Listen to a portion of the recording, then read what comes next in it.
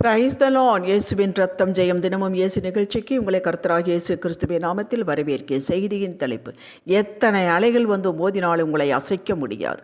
ஆதார வசனம் மார்க்கு 4:38-39. கப்பலின் பின்னணியத்தில் அவர் தலையணையை வைத்து நித்திரையாயிருந்தார். அவர்கள் எழுப்பி, போதகரே, நாங்கள் மடிந்து போகிறது உமக்கு கவலை இல்லையா என்றார். அவர் எழுந்து காற்றை அதட்டி கடலை பார்த்து, இறையாதே, அமைதலாயிரு என்றார். அப்பொழுது காற்று நின்று போய் மிகுந்த அமைதல் உண்டாயிற்று. மகிமையின் மக்களே, மார்க்கு 4:35, 36, 37 இந்த 3 வசனங்கள் நமக்கு சொல்லுகிற செய்தி என்னவென்றால், வாருங்கள் அக்கறைக்கு போவோம் என்று இயேசுதான் சீஷர்களை அழைத்தார். கூடவே இருந்தார். அப்பொழுது பலத்த சுழல்காற்று உண்டாகி படவு நிரம்பத்தக்கதாக அலைகள் அதன் மேல் மோதிற்று. நித்திரையாயிருந்த அவரை இயேசுவை சீசர்கள் எழுப்பினார்கள். எழுந்தார், காற்றை அதட்டினார், கடலை பார்த்து இறையாதை அமைதலாயிர் என்றார். அப்பொழுது காற்று நின்று போய் மிகுந்த அமைதல் உண்டாயிற்று. இதை அடக்கிய பின் தான் இயேசு அவர்களை நோக்கி, ஏன் இப்படி பயப்பட்டீர்கள்? ஏன் உங்களுக்கு விசுவாசம் இல்லாமற் போயிற்று என்றார். படவில் தான் இயேசு இருந்தார். ஆனாலும் அலைகள் வராது, மோதாது என்று சொல்லவே இல்லை. அலைகள் வந்து படல் மீது மோதின. இதுதான் செய்தியின் மையம். எத்தனை அலைகள் வந்து மோதினாலும் இயேசு நம்மோடு இருக்கும்போது நம்மை ஒன்று அசைக்க முடியாது. அவரை அசைக்க முடிந்தால் நம்மளையும் அசைக்கலாம். இன்றும் நமது வாழ்வின் படையில் அவ்வப்போது அலைகள் ஒன்றன்பின் ஒன்றாக வந்து அடிக்கத்தான் செய்கின்றன. நாம் இந்த பூமியில் வாழும் வரை அவைகள் ஓய்வதில்லை. ஆம், அலைகள் ஓய்வதில்லை. கூடவே நாம் சொல்லிக்கொள்ளலாம், நாங்களும் அசைக்கப்படுவதில்லை என்று. பரங்கொண்டு சேர்க்கும் வரை அவர் நம்மை விட்டு விலகுவதும் இல்லை, கைவிடுவதும் இல்லை. அந்த அலைகளுக்கு தெரியாது நம்மோடு யார் இருக்கிறார் என்று. அந்த அலைகளுக்கு தெரியாது நம்மை ஒன்று செய்ய முடியாது என்று. அவைகள் அம்புகளே, எய்தவன் மறைவில் இருக்கிறார். அலைகள் அடங்கிவிட்டது. சீசர்களும் இயேசுவும் அக்கறை போய் சேர்ந்தார்கள்.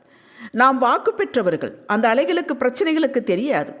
இதோ உலகத்தின் முடிவு பரிந்தும் சர்வ நாட்களிலும் சகல நாட்களிலும் நான் உங்களோடு இருக்கிறேன். மத்தேயு 28:20. உங்களுக்கு விரோதமாக உருவாக்கப்பட எந்த ஆயுதம் வாய்க்காதே போகும். ஏசாயா 54:17. அவர்களுக்கு விரோதமாக யுத்தம் பண்ணுவார்கள், ஆனால் உன்னை மேற்கொள்ள மாட்டார்கள். உன்னை ரட்சிக்கும்படிக்கு நான் உடனே இருக்கிறேன் என்று கர்த்தர் சொல்கிறார். எரேமியா 1:19.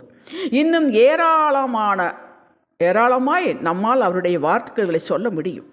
இந்த வாக்குகள் எல்லாம் அவைகளுக்கு தெரியாது, அந்த பிரச்சனைகளுக்கு தெரியாது, அந்த அலைகளுக்கு தெரியாது. நாம் இத்தனை வாக்குகள் பெற்றிருக்கிறோம், இதன் மீது தான் நம்முடைய வாழ்வு கட்டப்பட்டிருக்கிறது என்பது அந்த பிரச்சனைகளுக்கு தெரியாது.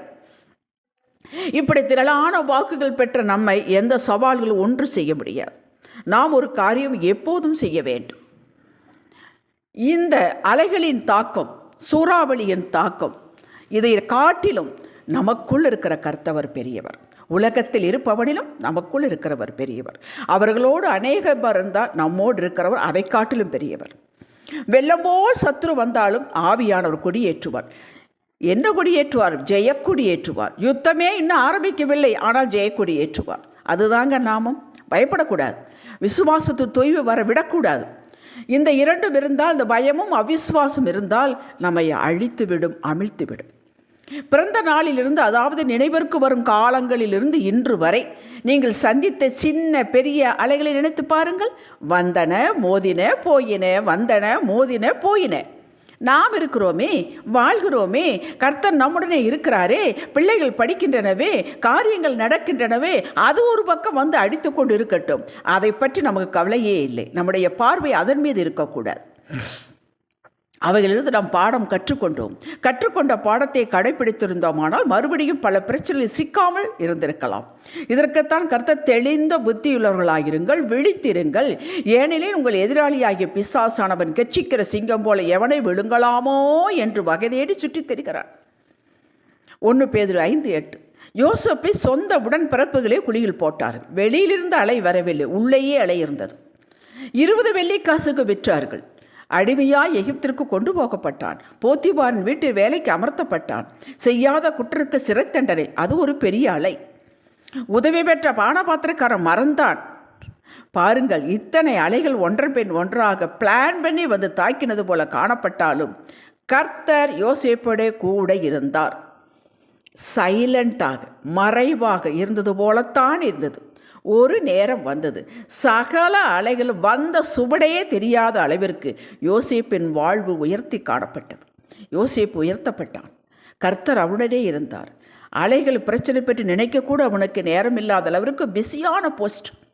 அப்படித்தான் இதுவரை எப்படி வந்து மோதி பார்த்துவிட்டு போய்விட்டதோ அப்படித்தான் இப்போது வந்து நிற்கிற அலையும் சர்வத்தையும் ஆளுகை செய்கிற தேவன், தாயின் கருவிலே உங்களை கண்டு முன் குறித்த தேவன் இன்னும் உங்களுடைய தான் இருக்கிறார்.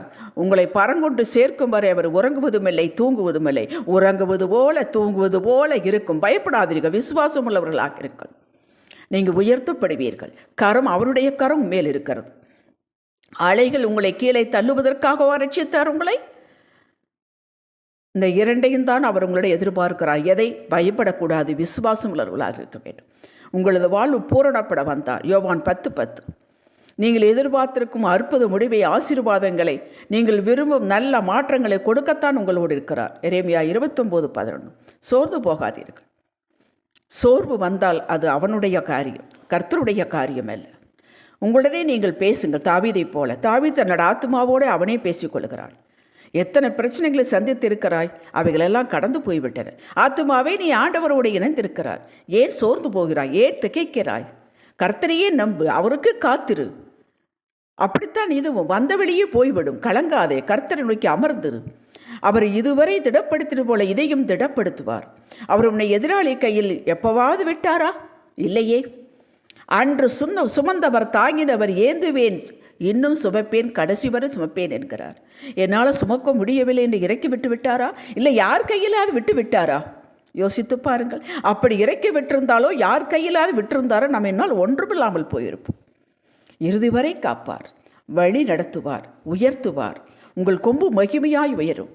எழும்பு, எப்பவும் செய்கிற வேலையை கர்த்தருக்கென்று செய் என்று உங்களோட ஆத்மாவோடு நீங்கள் பேசுங்கள். மற்றவரோடு பேசாதீர்கள், உங்களோட நீங்கள் பேசுங்கள்.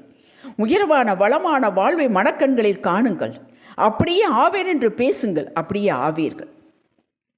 சுதந்திரிக்க வேண்டும், வாக்குத்தத்தங்களை சுதந்திரிக்க வேண்டும். வாக்குத்தத்தங்களை நீங்கள் பெற்ற வாக்குகளை நம்ப வேண்டும். முதலில் அதை எதிர்பார்க்க வேண்டும், சுதந்திரிக்க வேண்டும், நன்றி செலுத்த வேண்டும். எப்பொழுது? எதுவும் நடக்காத பொழுதே. ஹல்லேலூயா. இது ஆண்டவர் விரும்புகிறார். ஜெபிக்கலாம். தகப்பனே, எதிராளியை பிரச்சனைகளை தேடினாலும் காண மாட்டாய், துரத்துவார் இல்லாமல் ஓடிப்போவார்கள் என்ற உங்களது வார்த்தையின்படியே எல்லாம் அடித்து ஓய்ந்து ஓடிவிடும். நீங்களும் நானும் ஒன்றாயிருப்போம் அப்பா. என்னை கொண்டு பெரிய பெரிய காரியங்களை செய்து நீங்கள் என் வாழ்வில் மகிமைப்படுவீர்கள். நான் அதை எதிர்பார்க்கிறேன். இயேசுவின் நாமத்தில் பிதாவே. இன்றைய சிந்தனைக்கு எதிரியின் பட்டயத்தை நான் பார்க்க மாட்டேன். எனக்குள் இருக்கும் ஆவியின் பட்டயத்தை கொண்டு சகலத்தை நொறுக்குவேன். இயேசுவின் நாமத்தில்.